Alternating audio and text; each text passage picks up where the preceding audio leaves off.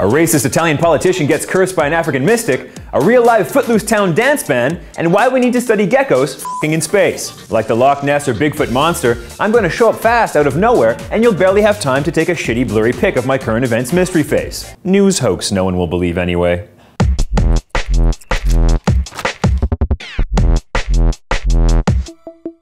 First up, senior Italian politician Roberto Calderoli has been going through a pretty aggressive rough patch lately, ever since he offended Italy's first black minister.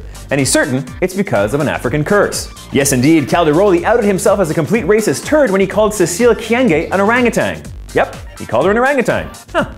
Unsurprisingly, there was plenty of outrage, but Calderoli refused to resign. He did apologize though. I'm sure it was super heartfelt. He then sought legal counsel after being charged with defamation aggravated by racial discrimination. Big shocker there. Oh, and after his comments, other Italian racists took their cue from him and pummeled Mrs. Kyenge with bananas. They threw bananas at her. Fact. What the fuck, Italy? Here's the kicker though, he's been paying the piper through the nose. Since the name-calling incident, Calderoli has had to have 6 surgical interventions, 2 of them life-saving, his mother died, he's fractured several bones, and just a week ago, he discovered a 6-foot snake in the fucking kitchen of his house, which he had to kill. Buongiorno, who wants a coffee? Oh mio Dio, una cazzo enorme serpente! I know, it's probably not right. He shouldn't have killed that snake. The thing is, Calderoli genuinely blames African mystic forces for all of his hardships. It sounds nuts, but apparently there is footage of Mrs. Kyenge's father performing a ritual asking for the racist politician to repent. In the video, a photograph of Calderoli gets buried in a termite mound. Yep, that'll do it. Calderoli protested the pic burial, saying, "It's not a friendly message. Yeah, no shit, guy, but you called the daughter of the African version of Dr. Strange an orangutan. Now you get to have a big bowl of It's My Own Fault soup. I'd call you an ape, but even apes are smart enough to not shit where they sleep. I think." Actually, can we get a fact check on that to find out if apes actually shit and sleep in the same location? I don't know. I couldn't find any research on it. If you get back to me, that'd be great. But I better be careful because I don't want any Italian mystics or sorcerers to put a curse on me. And I certainly don't want any spooks or ghouls to end up in my pizza pie. They're gonna make me want to call the Ghostbusters. Sorry, but that is my point. Doesn't feel so great, does it, Calderoli? Reducing someone to a cruel caricature based on their ethnicity. Oh, shut up, Tom. He's white. White people's skin is like racism Kevlar. In truth, I hear Italy is just beautiful this time of year because it's a pizza hunting season. What? No. They have really good pizza there. It's really very, very good. What? I can make these jokes because I'm actually married to a cheese pizza, a pepperoni and cheese pizza. It was a beautiful ceremony in Napoli, but her parents are Jewish, so I had to convert. Next up, a real-life Footloose situation where a dance has been canceled, and it's all Miley Cyrus's fault. Yes, indeed, high school principal Sue McGuire has canceled this fall's homecoming dance because of twerking. And the ban will continue until the kids stop with all that zany rug cutting. Nice going, Miley. Principal McGuire's main complaint is that twerking is lewd and sexually provocative. The prurient principal was even quoted in an angry letter saying, "Students do not face one another or remain with the same person for the length of the song." What? Gasp, clutch pearls. Several dance partners, no eye contact. What is this? The end of days?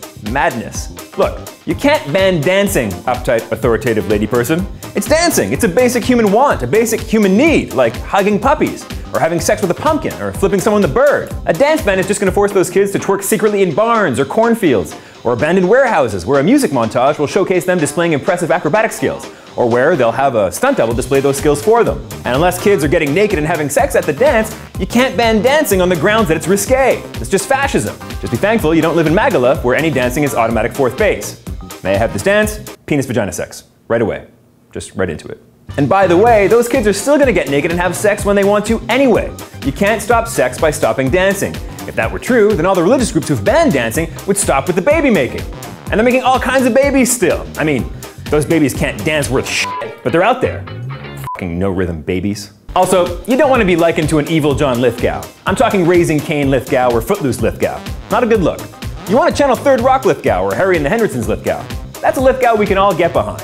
We can also all get behind Lithgow to have a secret twerking dance party because, I mean, his head is massive. No one's gonna see us twerking back there. So let's just have a good time. Last up, science tells us why we had to send geckos into space to have anti-gravity sex in order to save mankind. We had to do it. Oh, but it didn't work. They died. So we're doomed regardless. Here's the gist. Russian scientists sent 5 geckos up into space to have sex with each other on camera, and it's not because Russian porn is capitalizing on fetishes that are more and more obscure, although it is, and they are. No, the fact of the matter is that humans are going to need to start colonizing space when any one of numerous apocalyptic scenarios plays out down here. So we're going to have to know what it's like to procreate in space, where there is hopefully more beautiful stuff for us to destroy. Scientists sent up 1 male and 4 female geckos to study their reproductive organs and see what kind of changes, if any, take place during copulation and fertilization in space. They said it was important to send geckos specifically because geckos really like f***ing. Scientists were focusing closely on the ovaries of the females and the sex organs of the male gecko, which they said is really challenging because geckos are already really small and outer space is super duper cold. In point of fact, the study didn't work because the geckos died when they froze following a thermal control system failure. Another gecko astronaut was asked to comment on the accident and said, "My heart goes out to the geckos' families, but I know they died doing what they loved." Then he added, "Seriously though, guy, we really love to f***. What are you doing later?" Then he scuttled up a wall and didn't move for 4 hours. Fruit flies were also sent into space, and guess what? They lived and procreated. Great news. So, if you're a fruit fly, you're all set. If you're not a fruit fly, it was a good run. Good night, everyone. Man, we are screwed. I gotta find a secret twerk party tonight. You know what? I think I'm just gonna see if I can call Danny. Hey, what's up, Danny? Where's that twerking after hours place where you and Tony did blow up the gecko's boobs last week? What? It was 2 geckos? Nice. Okay, that's it for the dispatch. Share this video immediately, if not sooner. And tell someone with your mouth if you liked it. I'm Mark and I love animals. Really love them. If I'm hanging out with a cat and we're playing with yarn and he stops and gets distracted by something else, I walk over to him, pick him up, and then take him aside and say calmly but sternly, "Do you think this is a fucking game, Mr. Frisker's McMittens?" Tough love. I really do want what's best for him. Stumbling on my own tongue and teeth and mouth and lips and face and teeth and mouth and lips and face and teeth and mouth. You can get a good look at a butcher's ass by sticking your head up there. If I did have to do any name calling, I'd have to have a pretty good look at you. Nope.